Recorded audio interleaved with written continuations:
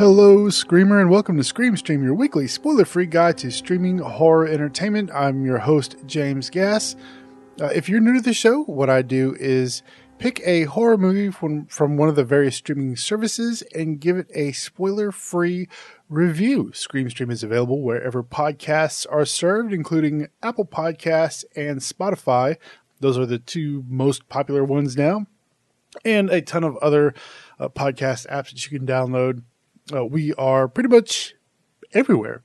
If you'd like to support the show, head over to patreon.com/screamstream, or you can go over to my TeePublic storefront where you can buy t-shirts from various independent artists, and we all get a commission from that, the artist and I. And then I also have two Scream Stream original designs up there. I have like the lettered logo, the text logo. Then I also have one with the tombstone and the hand coming up. I did order one of the text logo ones, and as soon as it gets in, I'll let you know how it is. Now, I have had several shirts from TeePublic before. I like the quality of the shirts. They hold up really well. I've had two of them for like a year now. They are still going strong. They're really good quality shirts, actually. And if you want to check that out, head over to teepublic.com/stores/scream-stream. I hate that URL, but I can't customize it. So, head over there, buy some t-shirts, support the podcast and independent artists. So with all that said, let's go ahead and get into this week's review. So this week I'm reviewing The Last Man on Earth from 1964. And the reason I'm doing this one is because of a couple of listeners, Eric Vasquez and Mervyn Stevenson. They both had kind of some similar ideas. Eric messaged me on Twitter and said, why not review some classic films every once in a while, along with some foreign films? I thought, yeah, that's a really good idea. I'll start looking at some classics and maybe do like a once a month. I'll review a classic film and a foreign film. And then Mervyn Stevenson over on the Facebook page heard me mention The Last Man on Earth was now added to Amazon Prime. He's like, hey, that's a great film. You ought to check it out. So I was like, okay, well. So Eric suggested I review a classic film, and Mervyn suggested I review Last Man on Earth. I was like, why not do this once a month? And so that's where we are. So I went ahead and watched the film. I've never seen this before. I've only seen the version that starred Will Smith. And this is based on the novel I Am Legend, written by Richard Matheson. And they've done 3 films. They've done this one, The Omega Man from the 70s, and then they did I Am Legend with Will Smith. I vaguely remember that film. I remember I didn't like it very much. It just didn't really do it for me. And apparently it didn't stay with the book at all. So this one, however, I think kind of stuck with the book. I haven't read the book, but I'm just going by what I read on Wikipedia. Take it for a grain of salt. So this was written by William Leicester, Richard Matheson, Ubaldo Ragona, and Furio Monetti. Now, interestingly enough, all these people worked on the script, even Richard Matheson. However, he didn't like the script, so he forced them to change his credit to Logan Swanson, because I guess he just was not happy with the way that the script came out. And this was directed by Ubaldo Ragona and Sidney Salkow. Salkow? Yeah, Salkow. Salkow. You know how I am with these names. This stars Vincent Price, Franca Bettoia, maybe, Giacomo Rossi StuartSynopsis. Those are the top 3 billed names. I know I butchered them. I'm sorry. You know how I am. I can't help it. I just butcher these names. I apologize. So for a brief plot synopsis, when a disease turns all of humanity into the living dead, the last man on Earth becomes a reluctant vampire hunter. So, okay. Acting, of course, from Vincent Price is great. There are a couple of times I thought he was a little one note, but I mean, it's Vincent Price. I can forgive him for that. And there was only a few scenes where I just thought his acting kind of wasn't on par with what he normally does. The supporting cast, however, was pretty good, with the exception of the little girl who played his daughter. She was not that great. I know it's hard with children and acting and getting them to act the way you want them to, or say the lines the way they need to, or just to kind of pull out those emotions from children. But she just was not very good when she was in the bed sick. It just wasn't all it was cracked up to be. But that's okay. I mean, I'm able to look past that. The rest of the supporting cast did a really good job. So as for the story, I didn't know what to expect. I didn't watch any trailers for it. I just kind of went in blind. And at first I thought, okay, this is a lot like I Am Legend, and it's probably going to be the same thing. However, we get to a scene where we have a flashback of Vincent Price and his wife, and they're hanging out with friends. I gotta be real careful here because I don't want to spoil anything. But they're hanging out with some friends, and it kind of shows what his life was like and what the world was like before this virus spread. And then we kind of see what happens and how people got sick and everyone around him got sick. And then we jump back to quote unquote present day. And we kind of figure out who some of these undead people are that are banging on his door, because at night he has himself barred into his home, and during the day he goes out and he hunts these vampires and stakes them through the heart. And it's weird because I don't know if this is in the book or not, but they use like the old cliche vampire tropes with garlic on the door, mirrors, stake through the heart.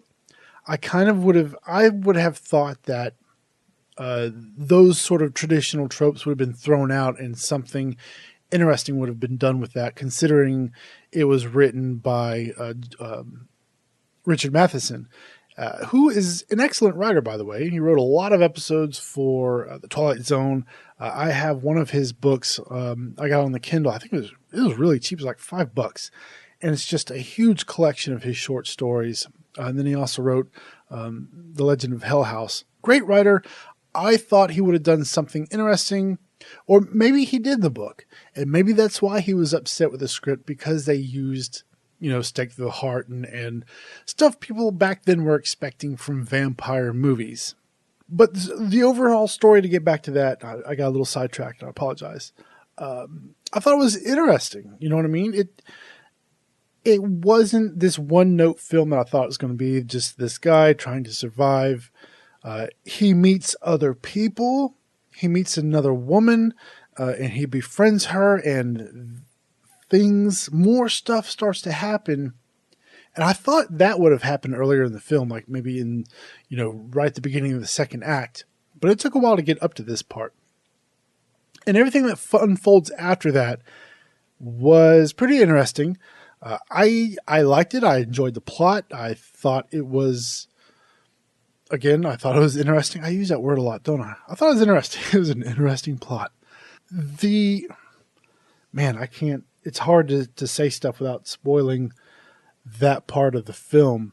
But what happens with that woman and who she is, I thought was a nice twist on the story itself.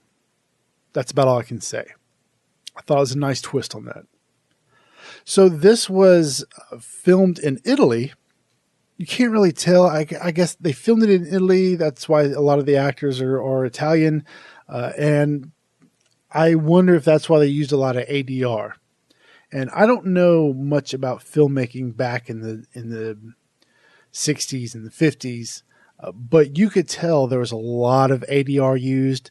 Some of the sync, or some of the spoken words and the movements of the mouths were out of sync at some points, and it kind of threw me off. kind of brought me out of the experience. And the way you can tell when somebody's inside of a sound studio, especially back then, they're inside of a sound studio because it has an echo. It has a room echo when it shouldn't have that if they're outside. That's like a minor critique, and they were limited to what they had back then. Overall, the film was good. It was entertaining. I didn't get bored. It didn't feel overly dated for me. The only part that felt dated was the garlic and the stake through the heart and that sort of thing. What I really liked about it, though, was the vampires, because I think this, from what I could tell, the book was sort of the beginning of our apocalyptic zombie vampire genre or subgenre in horror. And the way all this is brought about was cool. You can see where this is sort of like the beginning of what we have now, of all the post-apocalyptic stuff with viruses destroying the world. I think a lot of that really came from this novel and maybe even this film. But the way the vampires acted, they acted kind of like zombies. They were slow moving. They mumbled. They actually could talk, but they mumbled, and they kind of had what I would call a slow Southern drawl. But it was kind of like this mix between vampire and zombie. I thought it was really cool. I thought it was a nifty way of doing the undead. And I think the book came out long before Night of the Living Dead, so I'm wondering if maybe George Romero borrowed some ideas from this. Yeah, so the book was released in 1954. Night of the Living Dead came out in 1964, 65, I think.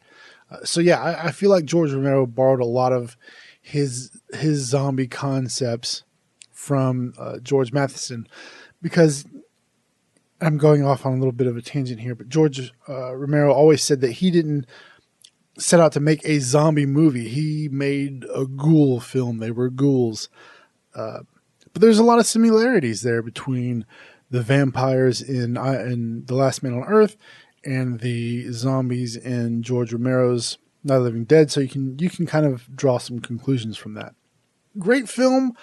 If you haven't seen it, I do recommend you watch it, because it is a classic film, and it's one of those things I wish I had watched a lot sooner. This is sort of like required reading. You know what I mean? This is required watching. If you're a horror fan, watch this film, and you can see where a lot of modern films picked up from this. Not only the film, but probably the book itself. I ought to read the book now, because I like the movie. The ending, I don't know if I like the ending. The ending felt a little rushed to me, but I think it had a similar ending to the novel. But I do want to read the book now, and I'm sure they got it on the Kindle for pretty cheap. So I'll probably pick that up. Yeah, great film. I thought it was good. Out of a 5, I would give this like a 4.5, only because some of the actors didn't do so great, and the whole dialogue kind of screwed with me a little bit. But yeah, 4.5 out of 5. If you haven't seen it, definitely watch it. It's on Amazon Prime. If you don't have Prime, there's a lot of great horror films on there, surprisingly. So yeah, if you don't have Prime, check that out. I mean, there's other reasons to get Prime too, but yeah, there's a lot of films there, especially in the horror genre, to watch on Prime now. Funny story. After I watched this movie, we were out somewhere, and I kind of had the thought, if Vincent Price were alive today, what would he tweet about? And my kid, 18-year-old, was like, who's going to respond? Like, who is even, nobody knows who Vincent Price is. Like, do you know who Vincent Price is? No. I'm like, are you serious? Don't know who this person is. I was like, wow. And I wonder if that's a generational thing, or is that a genre thing? Like, if you're a younger fan of horror, do you know who Vincent Price is? Let me know your answer. Tweet me on Twitter, at @scream_stream, or on Instagram @screamstream. Let me know if you know who Vincent Price is, because if you don't, I'm going to be sad, and you should probably not call yourself a horror fan. If you're a horror fan, you got to know who Vincent Price is. Come on, man. But the kid's not a horror fan. But still, you would think, like Vincent Price, who doesn't know who that? Anyway, I digress. I'm going off on another tangent. So new releases. I have not put together a list of new releases, as I did not on the last episode. So I'm going to do this right now. So let me head over to Netflix, or the site I use is What's New on Netflix, or what's on Netflix. Yeah, what's-on-netflix.com. That's the site that I've been using. It's not always accurate, but we're going to check it out and see what they have. So for this week, actually, there's nothing. I see nothing here. Come on, Netflix, you're killing me. This is like the second week in a row that no new horror has been added on Netflix, at least from what I can see. That's really sad. Why is there no new horror on Netflix? Killing me, Smalls. All right, so let's go check Shudder. What's new on Shudder? Even though I don't have Shudder, I need to get it. All right, newly added on Shudder. Hey, they changed their website up a little bit. Newly added on Shudder, we have the Dead or Alive series. I think this is a Japanese horror series. Then we have... Actually, that's it. Those are the 3 new films. Dead or Alive series. I don't know anything about these movies. If you've seen them, let me know how they are. I still need to get my Shudder subscription. I might do that. I don't know. It depends on what my wife says. She already fussed at me because I was wanting the Xbox Game Pass. She kind of said that I can't have any more subscription services. So, but I don't know. All right, so on Amazon Prime, we have quite a bit of new stuff. Wake the Witch from 2013. I think I've heard about this movie. No. I'm thinking about the Noonday Witch. I've never heard of this. Maybe I'll add it to the watch list. It has no reviews. Suspect Zero, that was supposed to be really good. That came out in 2004. The Loved Ones, I started watching this a few years ago, and I couldn't finish it. Not because it was bad, because it's like super extreme torture porn. I think it's an Australian film. I really need to go back and watch it again. But from just like the first 20 minutes was gruesome. So yeah, I do need to go back and watch that. Vampire Clan from 2002. I think that's like a low budget film. The Last Night, an Irish Ghost Story. The Manchurian Candidate. I don't know why it's in horror. That's more of a thriller film. Hansel and Gretel from 2013. I think I watched that. I don't remember. Maybe I did. Southbound. I don't think I mentioned that one last week. No. I think it came out after. Yeah, I think Southbound was released after I released last week's episode. Southbound, if you haven't seen that, it's an anthology, an independent anthology. Really good film. I don't remember if I reviewed this. Maybe I did. I think I did review this on Scream Stream 1.0. I did do a review of that. Really good film. So if you haven't seen it, check it out. It's on Prime now. And then lastly, Hulu. Now I do want to talk about Hulu because there are a couple things that I saw recently. One of which I watched today.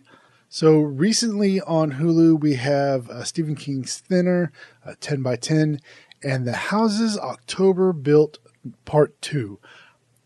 I love the first one. These are found footage films. If you haven't seen The Houses October Built, you got to watch that. And Part 2 came out earlier this year, and I've been waiting for it to hit one of the streaming services, and it finally hit Hulu this week, and I watched it today.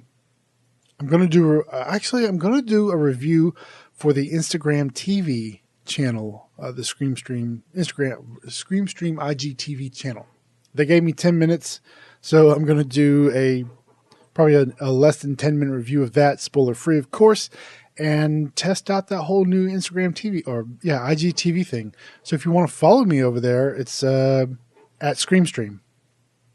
So then we'll also have Cabin Fever, Patient Zero, Stephen King's The Dead Zone, Out of the Dark with, I can't remember that girl's name, Lily Sobieski, I think is what her name is.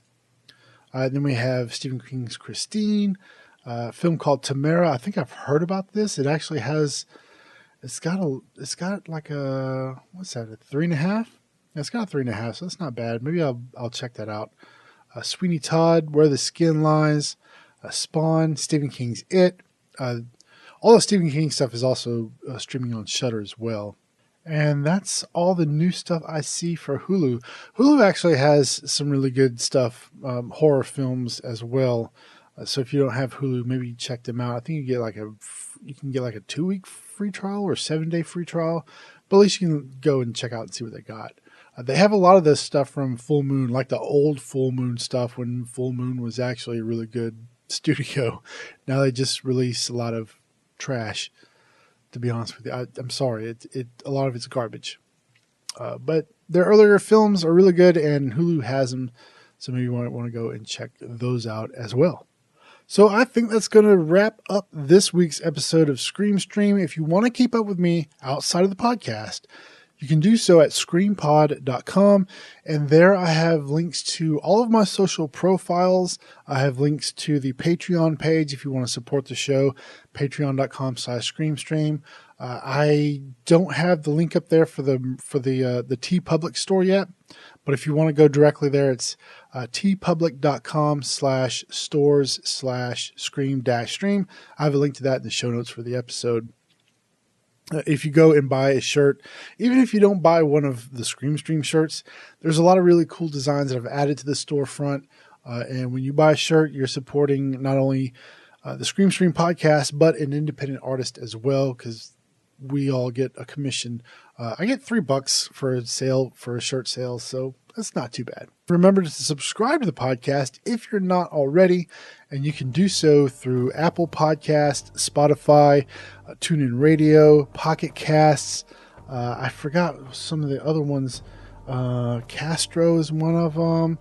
There's some other really big ones on the iPhone, iOS. I use Android, so I'm using Pocket Cast. Oh, and then also Google finally released their native podcast app, and I am there as well. If you just do a search for Scream Stream.